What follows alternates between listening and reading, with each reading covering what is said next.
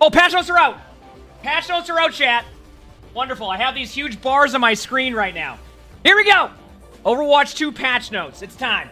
Overwatch 2 and Porsche.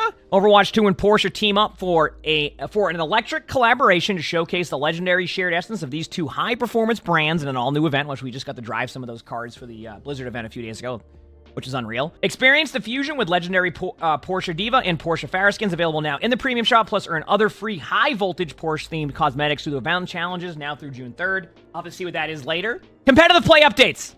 Demotion Protection Modifier. The Demotion Protection Modifier has been moved from below the rank progress bar into the bar itself to improve visibility when a player is in a demotion protection state, which the demotion issue has been a problem with that one. So, like, the way that it works, it hasn't quite showcased how it should, so I'm glad they're making changes.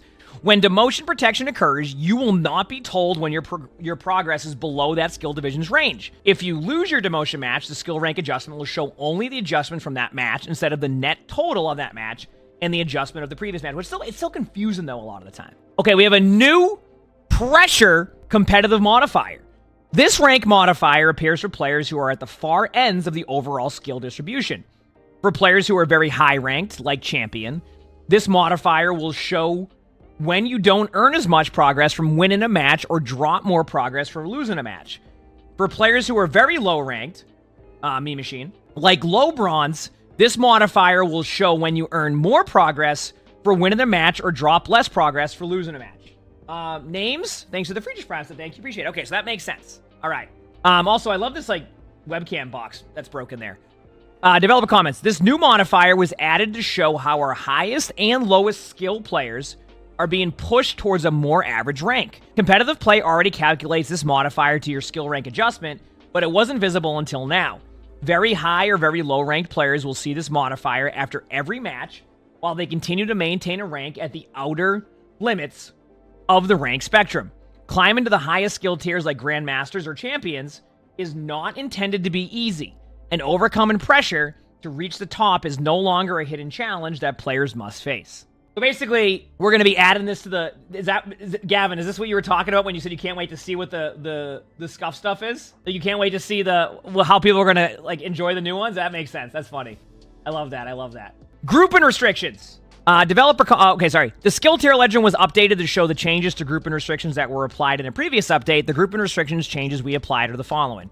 Grandmaster can now group within 3 divisions to be considered a narrow group, and Champion can now group within 1 division to be considered a narrow group. This was already happened, I think. I think this made it a lot easier to get queue times. While the Season 10 changes to grouping up with friends have contributed to a large improvement in match quality for most players, we're still looking to reduce queue times for players and groups, especially for higher ranks. I mean, obviously queue times will be good. All right, matchmaking updates. When a player is currently on a loss streak, the matchmaker will try to avoid putting the player on a team that is statistically calculated to have a lower chance of winning. So wait, does this mean that you might get longer queues if you're on a loss streak? Or does it, like, how does that work?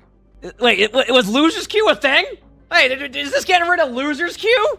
It shouldn't affect queue times? Okay, I was wondering on that one. Crowbat, thanks for the 2 months of the Freakish Prime, so thank you, appreciate it. And here's the dev comments. Loss streaks never feel good. Yep. Before each match, we make a prediction about which team will win the game, which I think is always me, that's why it says expected, based on the information we have about the players on both teams. This is how modifiers such as consolation, reversal, uphill battle, and expected give or take additional rank progress after each competitive play match.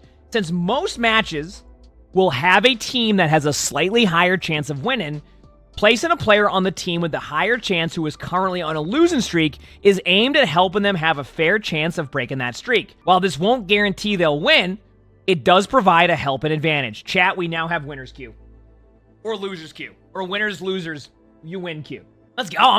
This is going to be great. This is going to be great. Listen, I'm here to win my games. Hero updates. Armor health has been reverted to provide a flat damage reduction of 5 projectile up to a maximum of 50% damage reduction. So to summarize that, that's numbers that will do things that make the game play differently with armor.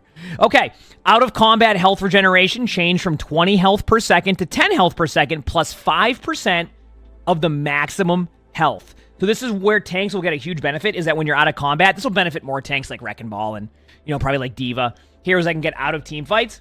You're going to heal for a lot more now. You're going to heal for a lot more now than before. So, I think that's going to be really cool. I think that's going to be really cool. Developer comment, armor is being reverted to its original functionality to better resistance rapid fire damage and shotgun type weapons. So like heroes like Reaper will struggle there.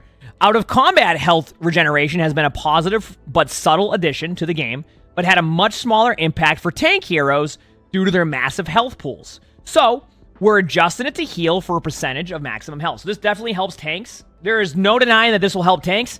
Some tanks will benefit more. Like keep in mind, it takes a while to get out of combat. It's like 5 seconds. But tanks that are generally out of combat for longer than 5 seconds, this will help them. And this will also help supports. This will be a good change to have.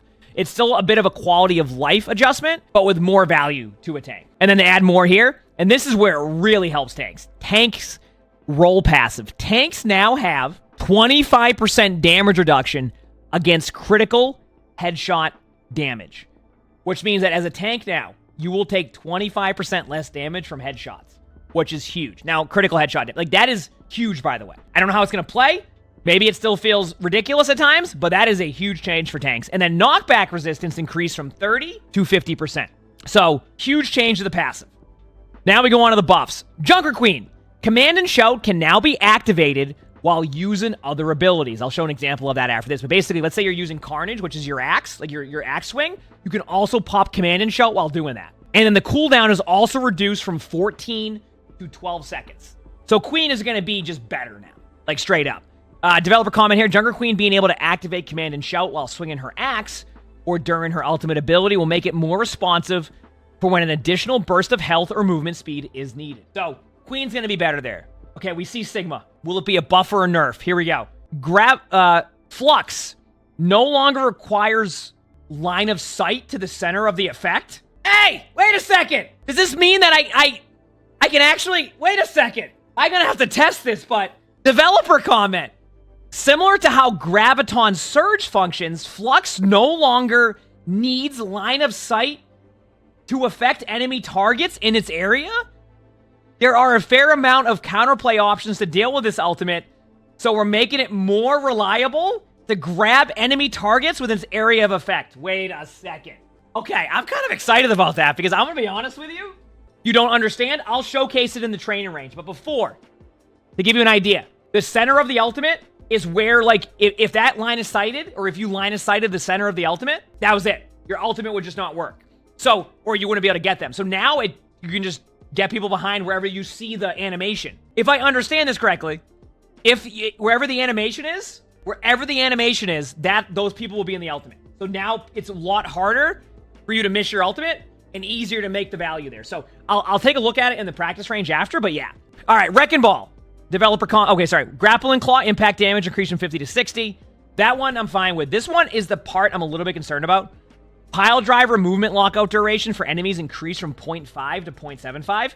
I'm not saying that Wrecking Ball is going to be overtuned, but I definitely think that this may not have been necessary because of all the changes they made to Ball on top of making it so Wrecking Ball can heal a little bit more. So this one concerns me a little bit. I have to see how it will play, though. And then Minefield, damage increased from 130 to 165.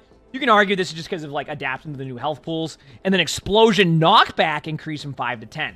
So Wrecking Ball gets a huge buff again. Keep in mind, the last one didn't really help Ball, but I would not doubt it if you start to see Wrecking Ball get a little bit better and a little bit more overtuned. Zarya. Oh, wait. The developer comment for Wrecking Ball was Wrecking Ball has been performing much better after his recent update, and these tune-in changes will help his abilities feel more impactful. We'll see. Zarya. Graviton Surge radius increased from 6 to 7 meters. Oh, wow. That means you're going to hit your grab. And the duration increased from 3.5 to 4. Wow, this makes Suzu and, like, Lamp a little bit less effective against that, which I kind of like. Developer comment. We have been increasing the value of some tank ultimate abilities to account for the increased health pools, and it helps to make the decision of when to counter swap more of an interesting trade-off. I mean, people don't even care about that, though, a lot of the time. They just counter swap when they see... They just counter swap when they just see what the other tank is. Graviton Surge was still very useful to set up combos with other ultimate abilities, but we want to make sure it's powerful enough on its own. So there you go. Zarya got buffed. I mean, Grab is better. On to the heroes everybody was hoping would get buffed. Junkrat! Impact damage increased from 40 to 45. Total damage increased from 120 to 125. I mean, that just means more damage from Junkrat. Developer comment. This is on the weapon, by the way. Junkrat's weapon has great damage output, but is unreliable outside of close range due to its slow projectile speed, which is an unintended drawback to its high output. Well, a lot of that's so because it's a spam hero, though. The Season 9 health changes affected Junkrat more than most other heroes since it now requires one more shot to secure an elimination. We're increasing the damage on direct impacts to return to 2 direct hits for an elimination. Without making his combo with Concussion Mine as deadly as before, since that one is much easier to execute. Well, I mean, in all honesty, Junkrat did struggle a little bit in the recent patches, so I get that, but we'll see how it feels. Echo, ultimate duplicate, the ultimate gain multiplier, while transformed, increased from 4 to 4.5, so you should get your ultimate quicker. While the main benefit of duplicate is a second health pool and the utility of another hero's abilities, it was often too difficult to charge an ultimate in duplicate time limit, so we're increasing the bonus multiplier slightly. That's an okay buff. I mean, they could have went anywhere with Echo. Not an increased damage. You're just going to get more value on the ult. I get that a little bit. That seems like a fine change. And it probably won't give you too many of the back-to-back ultimates, you know what I mean? So I'm okay with that one. Hanzo. Dragon Strike speed increased from 12 to 15 meters per second. Okay? The Dragon Strike ultimate hasn't been very effective outside of being used in a combo with other abilities that restrict enemy movement. I mean, that's been since Season 1 of Overwatch 1. So we're increasing its speed to help position it as less of a zoning tool and more likely to deal some damage. Honestly, that sounds like Hanzo ult might be pretty good.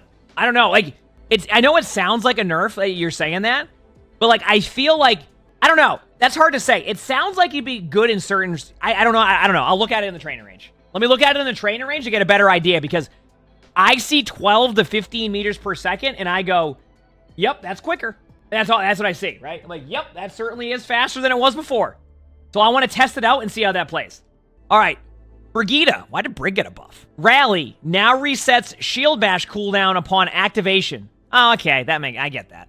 Resetting the Shield Bash cooldown on ultimate activation was too much potential burst damage for Brigitte when the average maximum health of everyone was lower. But it's much more reasonable now that it won't be as lethal. I mean, I get it. Like, it's... Top 500 will feel it a little bit more on that one, but I get it. It makes the ultimate feel better. I get it. Like, I understand why they did it. So, like, I'm okay with that because I just know that's kind of what it's leaning towards in that. All right, then we have bug fixes. Fix the bug with Mirror Watch not generating stats and game reports. Isn't Mirror Watch gone with this patch? And fix the bug with comp progress not incrementing correctly. General bug fixes and improvements were performed on multiple maps. And then they're just talking about, like, Iconwald, all that. And then, okay, good news, chat. The Mercy Vengeance skin, they did fix a bug with the feathers on the skin not being properly aligned. So we're good. People were asking for about Mercy buffs. There you go. You have it right there. There is a Mercy buff. They fixed the feathers on the skin. So you're good to go. So Mercy did get a little bit of love during this patch. All right? And then it fixed a bunch of bugs with Venture. So there you go. There's your mid-season patch. All right, so we have new drops for the mid-season patch, and obviously we will be streaming a ton during these, so make sure to stop by for your drops. Magical new Twitch drops are available to earn starting today. You can earn fun rewards when you watch your favorite Overwatch 2 content creators, that could be me, and influencers on Twitch. Link your Battle.net account, all that. So if you watch a total of 2 hours, you get the Conjure and Spray. If you watch a total of 4 hours, you get the Quest Watch Symmetra player icon. If you watch a total of 6 hours, you get the Aquamari Weapon Charm, and then for 9 hours, you will get the Conjurer Epic Symmetra skin, which I will show you what that is very quickly right here. Here is the skin that you can get right here. Those are the drops that you can get right there.